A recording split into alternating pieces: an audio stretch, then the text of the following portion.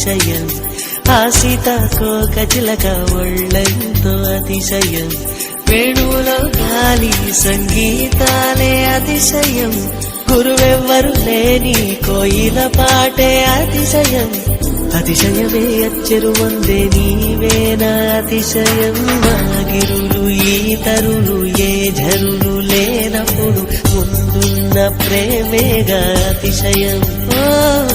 16 ప్రయాణ పరువల్లో అందరికీ పుట్టేటి ప్రేమేగా అతిశయం.